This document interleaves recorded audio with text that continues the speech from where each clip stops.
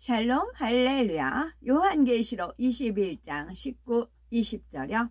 그 성의 성곽의 기초석은 각색 보석으로 꾸몄는데 첫째 기초석은 벽옥이요, 둘째는 남보석이요, 셋째는 옥수요, 넷째는 녹보석이요, 다섯째는 홍마노요, 여섯째는 홍보석이요, 일곱째는 황옥이요, 여덟째는 녹옥이요, 아홉째는 다망옥이요, 열째는 비치옥이요, 열한째는 정옥이요, 열두째는 자수정이라.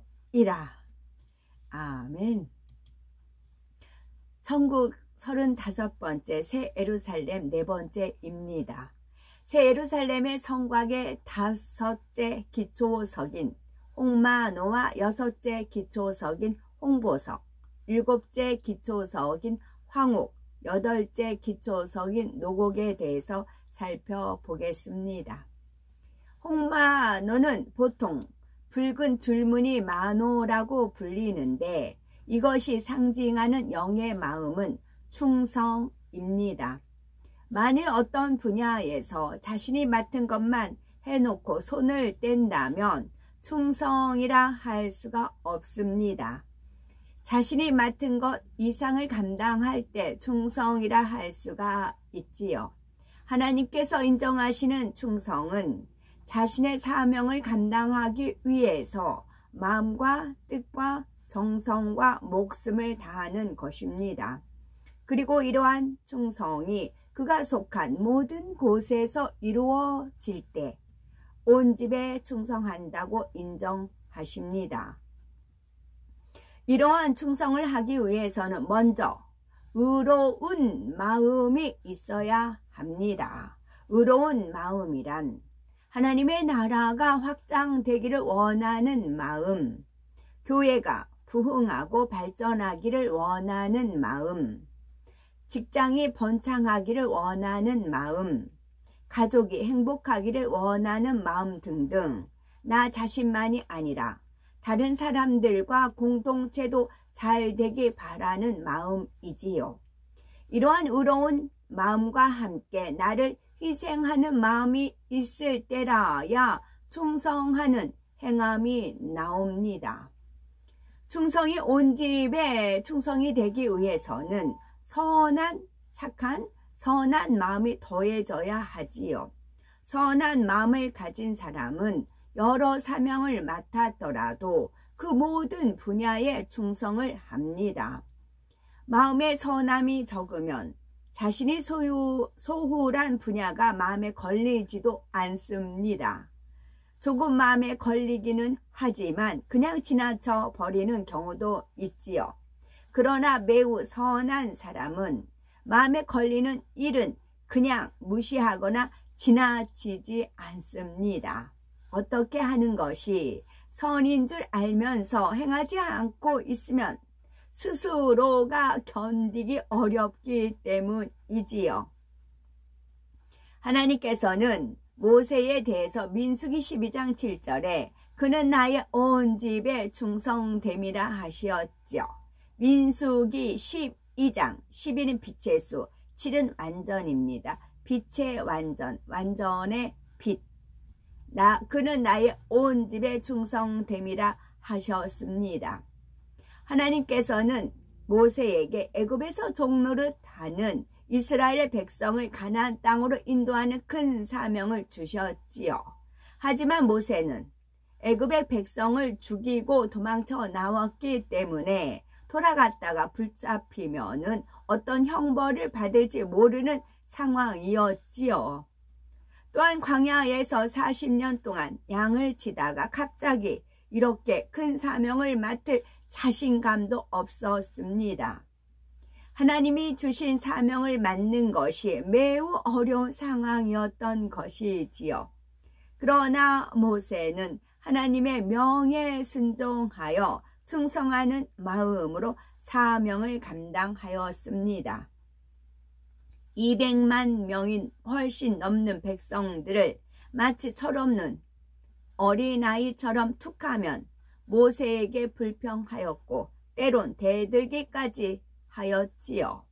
그럼에도 모세는 끝까지 끝까지 믿음과 사랑으로 그들을 가나안 땅으로 인도하였습니다.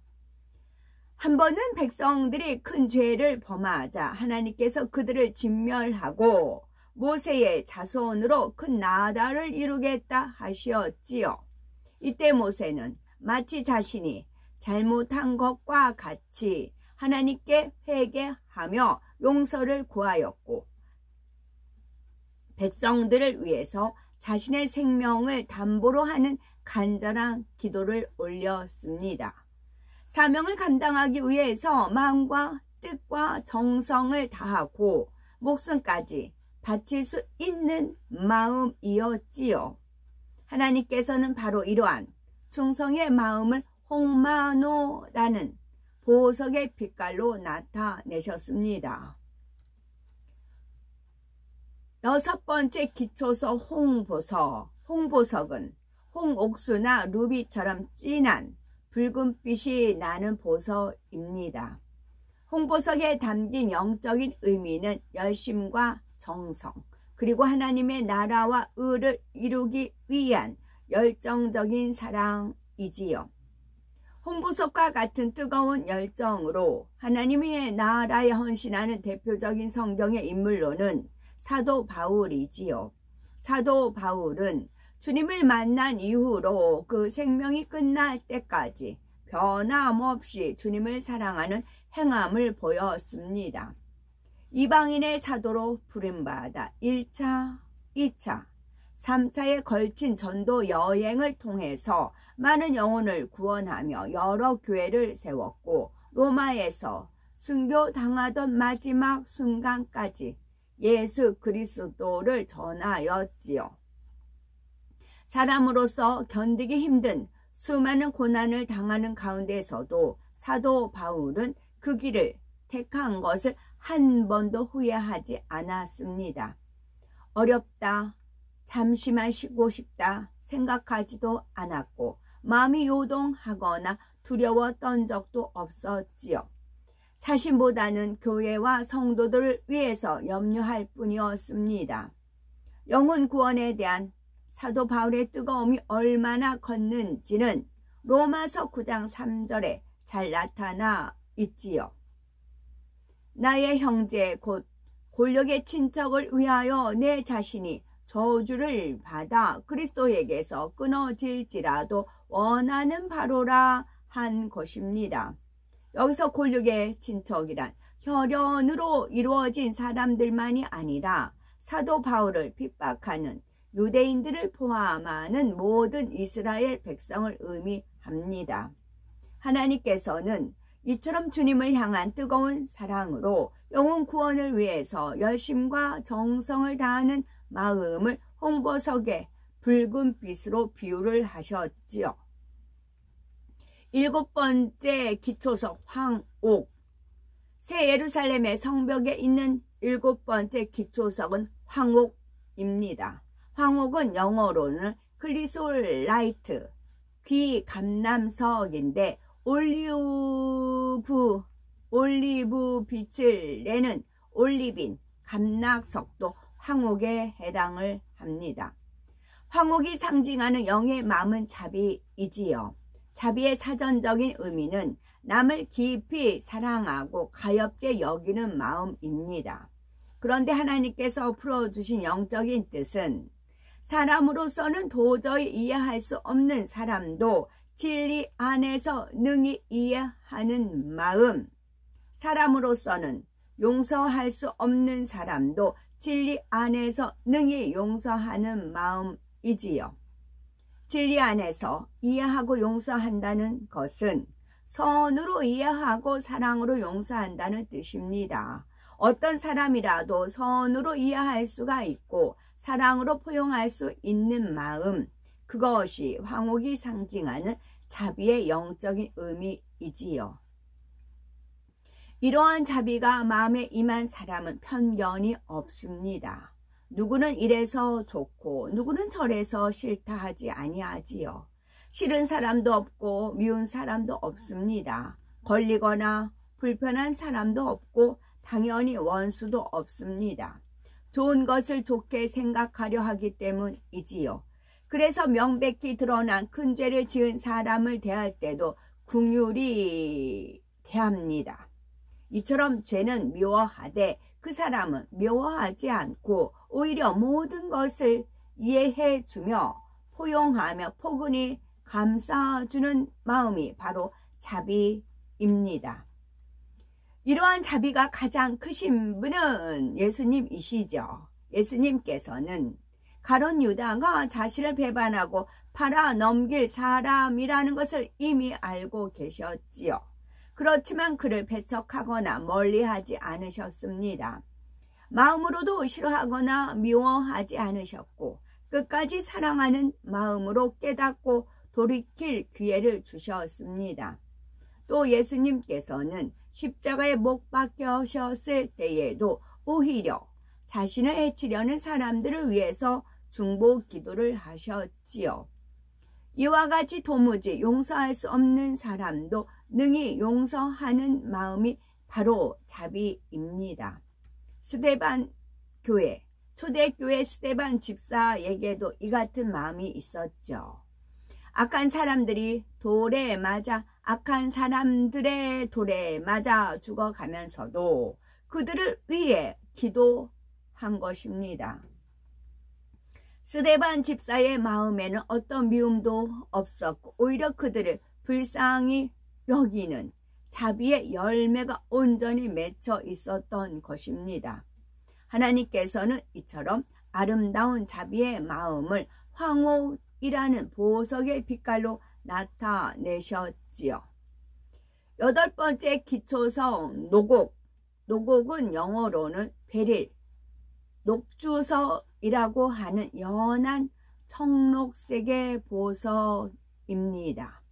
노곡이 상징하는 영의 마음은 하나님의 나라와 의를 이루기 위해서 범사에 오래 참는 것입니다. 그런데 여기서 말하는 오래 참음이라는 것은 힘들게 억지로 눌러 참는 것이 아니지요. 하나님께서 우리에게 원하시는 오래 참음은 악이 없고 오직 선만 가득하여 참음이라는 단어 자체도 필요가 없는 마음입니다. 그런데 사랑장 고린도전서 13장의 오래 참음은 개인적으로 상대를 사랑하기 위해 참는 것인 반면에 성령의 열매 갈라디아서 5장에 나오는 오래 참음은 개인적인 차원을 넘어서 하나님의 나라와 의를 이루기 위해서 범사에 오래 참는 것입니다. 즉 성령의 열매의 오래 참음이 사랑장의 오래 참음을 포함하는 더 큰 의미의 오래 참음이지요. 노곡에 담긴 오래 참음은 성령의 열매 중에 오래 참음과 같습니다. 이러한 오래 참음은 크게 3가지로 나눌 수가 있지요.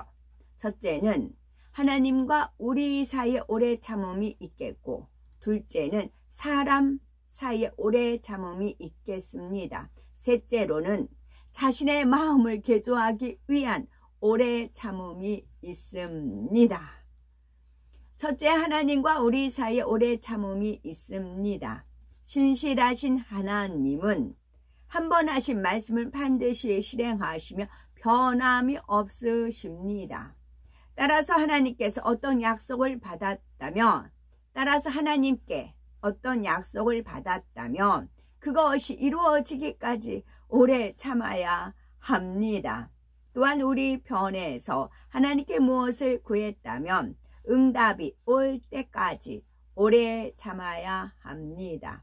하나님께서는 언제 축복을 주어야 가장 좋을지까지도 아십니다. 농부는 좋은 열매를 얻기 위해서 잡초를 뽑아주고 해충을 막아주는 등 땀 흘리며 가꾸는 수고를 합니다. 이처럼 우리 편에서도 기도한 것을 하나님께 응답받기 위해 할 일이 있습니다. 믿음, 기쁨, 기도, 감사, 계명, 충성, 사랑이라는 7영의 합당한 분량을 채워야 하지요.